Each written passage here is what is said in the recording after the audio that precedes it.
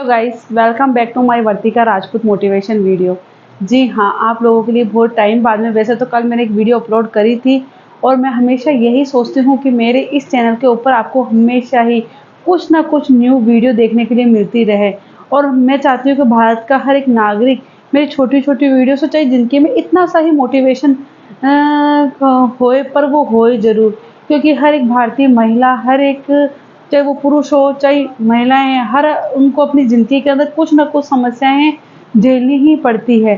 पर आज आपको मैं एक ऐसी लड़की की कहानी, एक ऐसी लड़की की सच्ची जर्नी आपको लोगों को बताने जा रही हूँ, जिसे सुनकर के शायद आप लोग खुद सोचेंगे कि ये क्या है। मतलब जब माँ बाप होते हैं वो अपनी बेटी की शादी बहुत ही इस तरीके से करते हैं, जैसे ज़मीन बेच के, मकान बेच करके सोचते हैं कि हमारी बेटी खुश रहे और सुखी रहे, किसी चीज़ की उसको कोई टेंशन नहीं हो। हमने जो मतलब आज तक जो झेला है वो हमारी बेटी ना झेले, हमारी बेटी कभी किसी समस्या को का सामना ना करना पड़े।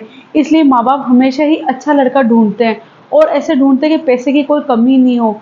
तो वो अच्छे के चक्कर में अपनी ज़मीन वग़ैरह, अपना जो भी मकान वग़ैरह बस बेच कर के अपनी बेटी को बस खुश देखना चाहते हैं और ऐसे ही परिवार के अंदर अपनी बेटी की शादी करवाते हैं। आज आपको ऐसी ही एक लड़की साक्षी की कहानी सुनाने जा रही हूँ, जो बिल्कुल सच्ची घटना है। जी हाँ, अगर ये हार जाती तो ना ही इनका ब बच्ची का भविष्य अच्छा हो पाता और ना ही इनका भविष्य अच्छा हो पाता ज़िंदगी के अंदर। तो आज मेरी आप वीडियो को पूरा-पूरा ज़रूर देखें और कमेंट में ज़रूर बताएँ कि आज आपको मेरी ये वीडियो कैसी लगी। शायद मेरे भारत के अंदर ये 100% में से कम 95% ऐसा ही होता है। फिर भी लड़कियों को वो चीज़ नहीं मिल पाती है जो माँ-बाप सोच कर के देते हैं। तो आज आप मेरी वीडियो को पूरा ज़रूर देखिए। जी हाँ, साक्षी रहने वाली उत्तराखंड की, इनके जो माँ-बाप थे, इन्होंने बहुत ही अच्छे परिवार में अपनी बेटी को दिया, शादी करवाई। उन्होंने अपनी बेटी के लिए अपना मकान बेचा कि मेरी बेटी अच्छी रहनी चाहिए और सुखी रहनी चाहिए। इसलिए उन्होंने लड़का भी उस हिसाब से ही देखा, किसी चीज़ की कोई भी कमी नहीं थी। और जब साक्षी की शादी हुई और साक्षी 1 महीना ही हुआ और साक्षी ने 12 करने के बाद में उसके पिताजी ने उसकी साक्षी की शादी कर दी थी। शादी के 1 महीने बाद धीरे-धीरे ससुराल वालों का रंग-ढंग देखना पता चला। उनके जो हस्बैंड थे वो पीने लगे थे, क्योंकि उनके खुद की शॉप थी दारू-वारू की इनकी। पर ज़रूरी नहीं होता जिनकी शॉप हो वो पिए ही सही, बिल्कुल भी ऐसा नहीं होता है। फिर भी जो साक्षी का जो पति था वो पीने लगा, तो साक्षी ने एक बार ऐसे बोला कि आप पीते क्यों हो? तो उसी दिन साक्षी को डाँटा कि मेरे मम्मी-पापा ने आज तक मुझसे पूछा नहीं है तो तुम क्यों पूछती हो? साक्षी वहीं चुप हो गई, क्योंकि साक्षी अपने पति से बहुत ज़्यादा प्यार करती थी। वो कभी नहीं चाहती थी कि हमारे बीच में कोई मतभेद हो। कुछ टाइम बाद में साक्षी की सास है, वो साक्षी के पास में रहने के लिए आती है। साक्षी की सास को साक्षी बिल्कुल भी पसंद नहीं थी, तो वो हमेशा अपनी साक्षी को ये ही बोला करती थी कि साक्षी, एक दिन ना एक दिन मैं तुझे इस घर से निकालूँगी, क्योंकि तुम मुझे बिल्कुल भी पसंद नहीं हो और मैं नहीं चाहती कि तुम मेरे बेटे के साथ रहो। तो साक्षी को बहुत डर लगता था, साक्षी रोती थी कि ये मेरी सास है, मुझे ऐसा क्यों कहती है? क्यों मुझे ऐसा बोलती है? और साक्षी को कभी इस बात पे टोकती, कभी इस बात पे टोकती। और साक्षी की जो सास थी, वो हमेशा उसके पति को इस तरीके से भड़काने लगी कि 1 महीने तक तो बिल्कुल सही चला, पर जब साक्षी की सास घर पर आई, तो उन्होंने इस तरीके से साक्षी के पति के कान भरने लगे कि साक्षी का पति रात को बहुत लेट आता था, बहुत लेट आता था। अगर साक्षी पूछ रही थी कि तुम लेट क्यों आए हो, तो साक्षी के ऊपर हाथ उठाया जाता था। साक्षी को कुछ समझ में ही नहीं आ रहा था। साक्षी अपने परिवार वालों को भी बोलती, पर उसको पता है कि उसके पति ने, उनके जो माँ-बाप थे, उन्होंने मकान बेच कर के साक्षी की शादी करी, तो वो अपने माँ-बाप को उस टाइम कुछ भी नहीं बताना चाह रही थी। कुछ भी नहीं बताना चाह रही थी। तो यही हुआ साक्षी के साथ में। साक्षी की धीरे-धीरे यही चलती रही और साक्षी बहुत ही कमज़ोर होने लगी, क्योंकि साक्षी को हर चीज़ में टोका जाता था।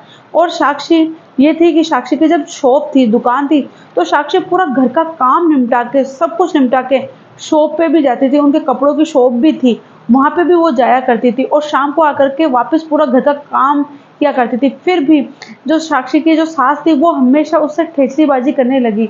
साक्षी कुछ टाइम बाद में प्रेग्नेंट हुई और साक्षी को एक बहुत प्यारी सी बेटी पैदा हुई। साक्षी ने सोचा कि शायद पोता-पोती होने के बाद में शायद मेरी सास बदल जाएगी, पर उसकी सास तो और भी ज़्यादा खराब हो गई, क्योंकि उसको चाहिए था बेटा। और उसको चाहिए था बेटा और उसको हुई पोती। तो वो क्योंकि साक्षी के पति थे वो एक ही थे, तो साक्षी की जो सास थी वो और पढ़ने लग गई। और एक दिन तो ऐसा हुआ कि साक्षी का पति शराब पी कर के बहुत लेट आया और साक्षी को मात्र मतलब डिलीवरी का जो टाइम हो जाता है वो 3 महीने ही हुए थे।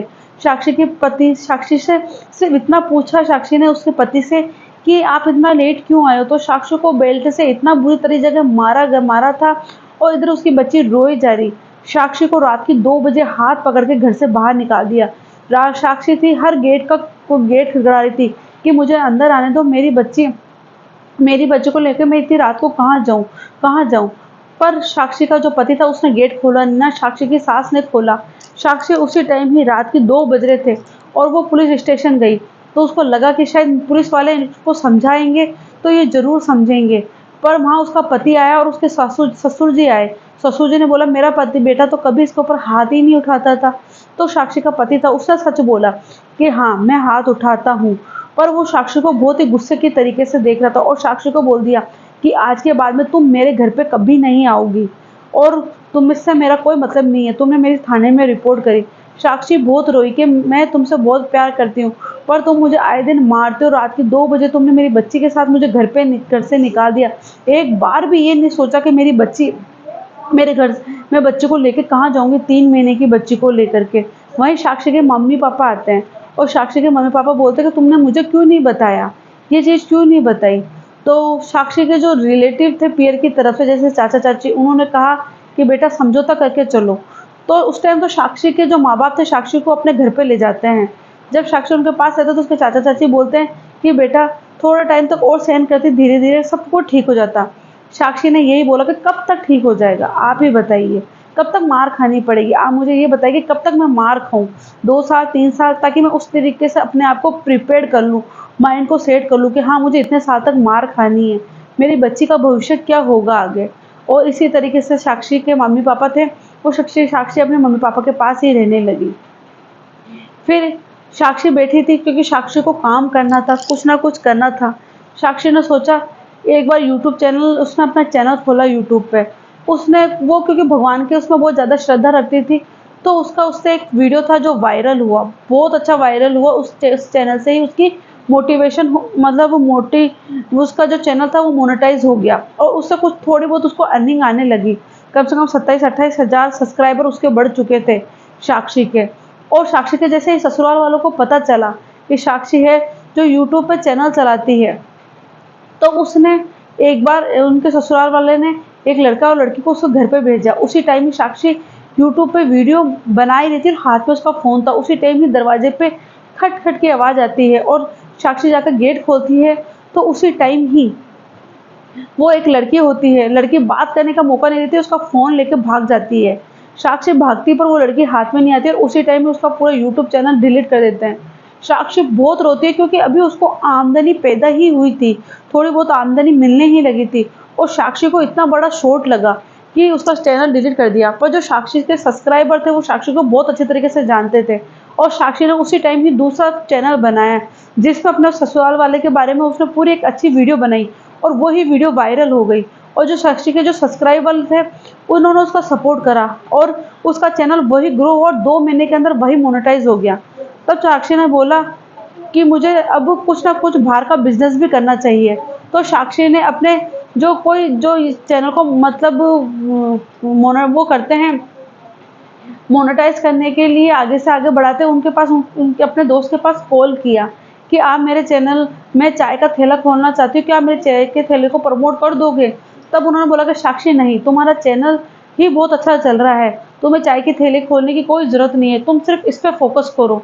और साक्षी ने पूरे मन से उसके ऊपर फोकस किया और फेसबुक पे कम से कम उनके 33 लाख इसके सब्सक्राइबर बढ़े।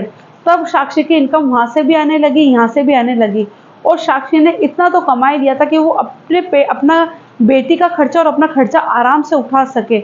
और साक्षी की वहीं से ही शुरुआत होती है और साक्षी अपनी बेटी को बहुत अच्छी स्कूल में डालती है और साक्षी इसी कमाई से धीरे धीरे जोड़ करके एक प्लॉट लेती है जिससे वो उसने सोचा कि आगे जाके मैं इस पर मकान बना सकूं। ये देख करके उसके पति ने सोचा कि साक्षी अब धीरे धीरे आगे बढ़ने लगी है और उसी टाइम ही साक्षी का जो पति ने जो तलाक के जो करा था, उसमें जो वहाँ के मतलब जज वगैरह होते हैं, उन्होंने उनको कुछ टाइम दिया था। साक्षी का पति था, साक्षी से वापस मिलने के लिए बोलता है कि मैं तुमसे मिलना चाहता हूँ और मैं अभी तलाक नहीं लेना चाहती। साक्षी को एकदम खुशी होती है, पर साक्षी सोचती है कि बाद में जाकर के इस आदमी का कोई भरोसा नहीं है और ये आदमी मेरे साथ वही करेगा। पर आप जानते हैं ना कि एक लड़की जब एक माँ बन जाती है और माँ बनने के बाद में उसको अपने बारे में ना सोच के अपने बच्चों के बारे में सोचती है, क्योंकि ज़िंदगी के अंदर किसी को छोड़ दिया जाता है और तलाक दिया जाता है तो उस महिला की ज़िंदगी जीना बहुत ही मुश्किल का काम होता है। तो उसने सोचा कि ठीक है, मैं तलाक नहीं लूँगी और मैं एक मौका और दे करके देखती हूँ। पर साक्षी अपने पति के साथ जाती नहीं है और पर वो अपने पति को तलाक भी नहीं देती, क्योंकि वो अपनी बेटी के लिए, क्योंकि वो चाहती थी कि उसकी बेटी को उसका प्यार मिले। और आज उसकी बेटी 5 साल की हो चुकी है। साक्षी यूट्यूब प्लेटफ़ॉर्म पे कम से कम 2 या 3 उसके चैनल हैं और वो अच्छा कमाती है। पर जो साक्षी ने बहुत कुछ चीज़ें सहन करी, और ये हमारे भारत के अंदर ऐसी लड़कियां हैं जो ऐसी चीज़ें सहन करती है कि हमारे माँ-बाप ने बहुत खर्चा करके हमारी शादी करी है और हम हमारे माँ-बाप को कैसे इस तरीके से बताएँ कि हमारे माँ-बाप को हम टेंशन चिंता ना दें। पर मैं बोलती हूँ कि यही कोई सॉल्यूशन नहीं होता है लड़कियों के लिए, महिलाओं के लिए, कि आप ज़िंदगी भर यही चीज़ सहन करते रहें। तो मेरे यही बताना चाह रही हूँ कि आप बात करें, अपने माँ-बाप से बात करें और माँ-बाप से बात करें, शायद माँ-बाप आपकी बात समझें और आपको सपोर्ट करें और आप अपनी ज़िंदगी को एक नई राह दे सकें। क्योंकि बिना बात करे घुट-घुट के ज़िंदगी जीने से ज़िंदगी का समाधान बिल्कुल नहीं होता है।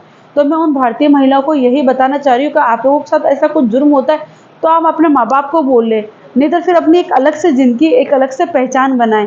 पर आप कभी भी अपने ऊपर शोषण, कभी अत्याचार सहन ना करें। तो मेरी आपको ये वीडियो कैसी लगी? वीडियो अच्छी लगी है तो मेरे वर्तिका राजपूत मोटिवेशन चैनल को लाइक करें, सब्सक्राइब करें, शेयर करें और कमेंट करके ज़रूर बताएं कि मेरा ये वीडियो कैसा लगा। और आप लोगों के लिए मैं फिर से एक न्यू वीडियो लेकर आऊँगी। जब तक के लिए नमस्ते, जय हिंद।